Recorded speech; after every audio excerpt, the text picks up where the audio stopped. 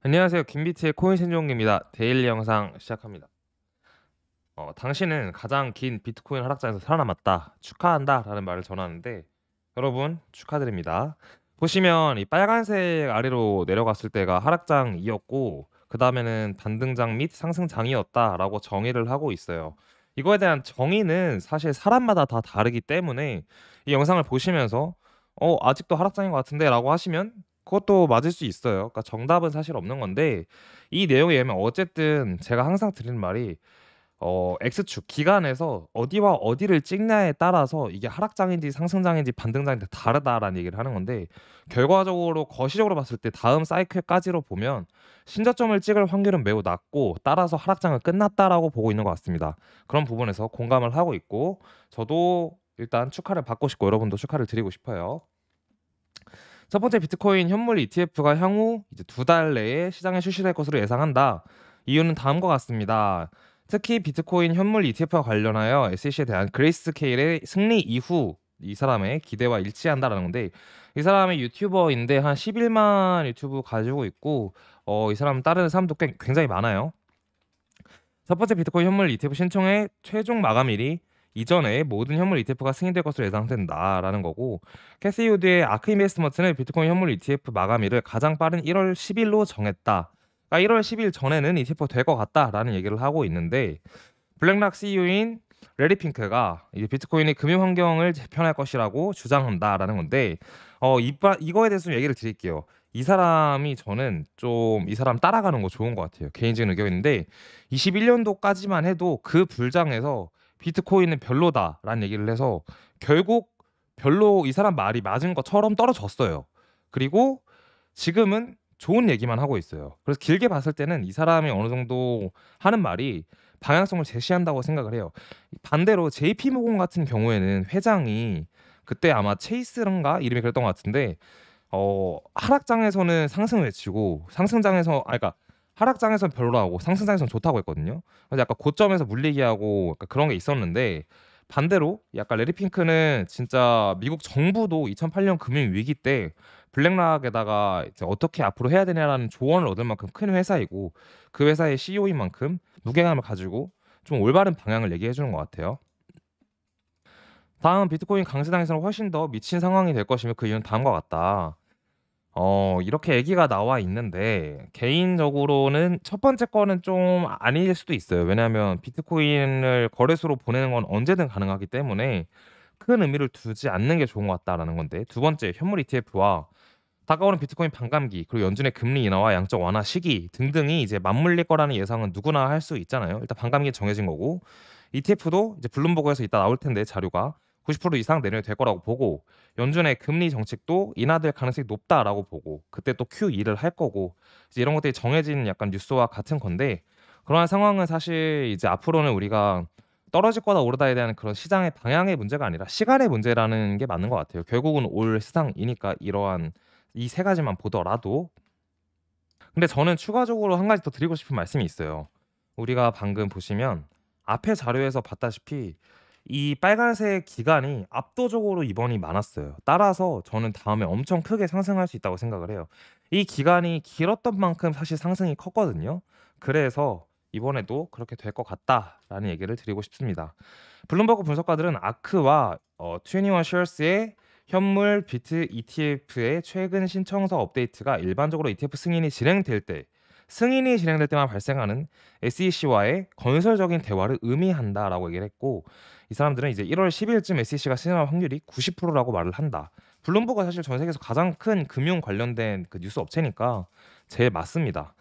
그리고 이제 그레이스케일 재심리를 요청하지 않기로 한 SEC의 결정에 대한 성명 발표는 최종 명령은 7일 일주일 이내에 예상된다라는 거고 무슨 말이냐면 그레이스케일과 SEC의 재판이 있었고 그레이스케일이 승소를 했고 그거에 대해서 SEC가 항소를 할 거다라고 대부분 예상을 했지만 저희의 직전 영상인가 그 전 영상인가에 SEC가 항소하지 않을 수도 있고 따라서 ETF가 바로 승인될 수 있다라는 영상을 찍었는데 그때 댓글만 보더라도 항소 100% 하지 뭔 소리냐 약간 이런 얘기 있었는데 항소 안 했습니다. 그래서 일주일 이내에 최종 명령이 이제 나올 거고 최종 명령이 어떻게 나올지 모르지만 바로 뭐 ETF 니네 해라 뭐 이럴 수도 있고 여러 가지가 있겠죠. 근데 그레스케일에서는 연방 항소 절차 규칙의 재심리 요청 기간인 45일이 이제 지났습니다. 그래서 이제 법원은 7일 이내에 최종 명령을 내릴 거고, 그레스케일 팀은 SEC의 승인에 따라 GBTC를 ETF로 전환할 준비가 되어 있고, 가능한 한 빨리 더 많은 정보를 공유할 수 있기를 바란다. 그러니까 언제든 얘네는 ETF로 전환할 수 있다라는 얘기를 하고 있습니다. 자, 이게 오늘의 마지막 자료인데, 페라리 저희 유튜브 멤버십 여러분 보시면 가입하실 수 있습니다. 제가 광고를 잘 못하는데 오랜만에 자신 있게 광고합니다. 저희 채널 좋습니다. 나쁘지 않아요. 멤버십에 오시면 다양한 대화도 할 수 있고 하락장 잘 버틸 수 있고, 저희 텔레그램에서 이제 매매를 잘 하시는 떡기님도 함께 하시니까 멤버십 관심 가져주시고요. 페라리 암호화폐 결제를 수락한다. 미국에서 비트코인, 이더리움, USDC와 같은 암호화폐로 이제 페라리를 할 수 있어요. 페라리는 정말 제가 가장 사랑하는 슈퍼카 브랜드이고 전 세계 매니아층이 정말 대단한데, 이 얘기만 하면 이제 10분이 넘어갈 것 같아서 얘기를 좀 안 드릴게요. 근데 저는 페라리가 암호화폐를 결제 수락을 한다고 했을 때 반은 충격적이고 반은 당연하다고 생각했던 게, 테슬라가 암호화폐 결제를 저번에 이제 불장 때 수락을 했잖아요. 근데 그게 되게 의미가 있었던 게, 테슬라 자체가 굉장히 진보적인 회사잖아요. 원래 전기차가 없던 시대에 전기차를 도입을 했고 그걸 상용화에 제일 가깝게 가고 있기 때문에, 그래서 암호화폐 결제를 수락한다는 게 전 되게 테슬라의 브랜드를 메이킹하기 되게 좋다라는 생각을 했는데, 여러분이 뭐 차를 얼마나 관심있는지 모르겠지만 페라리는 지금 슈퍼카라고 불리는 브랜드 중에서는 가장 먼저 전기 모터를 도입을 해서 만든 차고, 최근에 거의 다 전기 하이브리드로 넘어가고 있는 유일한 슈퍼카 모델이라고 보아도 될 것 같아요. 뭐 나머지도 다 넘어가는데, 보시면 이제 엔진이라는 게 자연흡기에서 터보 엔진, 그리고 지금 전기 모터 올해 이렇게 차가 넘어가고 있거든요. 근데 페라리가 제일 먼저 슈퍼카 중에 자연흡기에서 터보로 넘어갔고, 터보에서 지금 하이브리드로 넘어가고 있는 추세라 암호화폐를 수락을 한다는 것 자체가 또 한 번의 진보적인 브랜드 이미지를 가져가지 않나라는 생각이 듭니다. 그리고 이 모델은 SF90이라는 모델이네요. 자, 그럼 차트 보고 이제 마무리하도록 하겠습니다. 차트 보기 전에, 이 모델은 무려 1000마력의 4륜인데 여러분들도 타실 수 있다고 생각하면 타실 수 있어요. 누구와 함께? 김비트 채널과 함께하면 탈 수 있습니다. 차트 보고 넘어갈게요. 자, 오늘 차트는 보시면 나스닥 먼저 봐볼게요. 나스닥이 일봉상에서 저항선을 하나 이렇게 형성을 해서 막고 있는데, 이 저항선을 뚫으면은 다시 신고점을 갈 것처럼 하는 움직임을 보일 수 있다라는 생각이 들고 있고, 그래서 현재 나스닥 굉장히 많이 좀 올랐다라고 생각할 수 있습니다.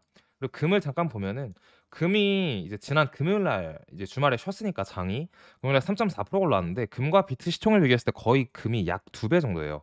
85%더 많은데, 그렇다고 가정하면은 금이 3% 올랐다는 거는 거의 비트는 3.4% 올랐다는 건 비트는 거의 70% 올랐다는 뜻이거든요. 그래서 금이 선행할 때도 많다라는 건데, 거시적으로 한번 처음에 그 상승을 띄워주는 게 금이 있기는 했어요, 가끔. 그래서 이번에도 그럴 가능성이 있다라는 생각이 들고, 마침 이제 비트코인으로 우리가 차트를 보고 있는데, 이 초록색 선과 파란색 선이 보이실 거예요, 여러분. 파란색 선 기준으로 보았을 때 28,000달러가 딱 저항선인데, 이 저항선을 계속 맞았었죠. 여기서 맞았고, 여기서는 저항을 못 뚫고 이제 떨어졌고, 이번에 이 저항선 도전하면은 마침 이 검은색 이동평균선이 MA200일선이라서 일봉상 이 선을 뚫음과 동시에 저항선을 뚫어준다면 다시 30K를 넘게 가는 그러한 초석이 될 수 있다라는 생각을 하고 있습니다. 우리 도미너스적인 측면에서는 비트가 아직까지는 좀 시장에 영향을 많이 끼치고 있다라는 건데, 이번에 룸 네트워크는 약간 예외지만 룸 네트워크 자체의 시총이 워낙 작았기 때문에 큰 의미를 이 시장에서 마켓에 끼치진 않았던 것 같다라고 말씀드릴게요. 근데 이더리움 퍼포먼스가 지금 비트코인보다 약해요. 보시면 일봉으로 봐도 딱 지금 비트는 반등을 하는 추세인데, 이더리움은 반등보다는 살짝 이제 아래에서 뭐라고 해야 될까요? 횡보하고 있는 그런 움직임이라고 볼 수 있잖아요. 근데 사토시 차트를 보면 약간 이해할 수 있습니다. 이더리움 사토시 차트는 2017년 16년 12월부터, 그리고 고점인 2017년 6월부터, 저점부터 보면 거의 6년, 이 삼각수렴의 끝이 24년 9월인 걸 감안하면 거의 7년짜리 삼각수렴을 하고 있어요. 그죠? 아래는 이렇게 지지를 한 번, 두 번 했고, 위에도 저항을 한 번, 두 번 맞았습니다. 따라서 이번에 한 번 더 아래 찍고 위도 찍을 수 있어요. 그런 관점에서 보았을 때 마침 사토시 차트가 이번에 비트가 횡보하고 또 반등할 때, 지속적으로 이더리움을 횡보할 때 떨어지고 반등할 때는 덜 올라서 음봉 차트가 나타나고 있는데, 현재 이 하단 추세선이 아래로 뚫린다면 0.05 BTC까지 떨어질 수 있습니다. 따라서 이더리움보다는 비트코인을 단기적으로 선호하는 게 훨씬 나을 수 있다라는 말씀을 드리면서 오늘 영상 마치도록 하겠습니다. 여기까지 하고, 여러분 저희 아까 멤버십 페라리입니다. 이름이. 기억해 주세요. 감사합니다.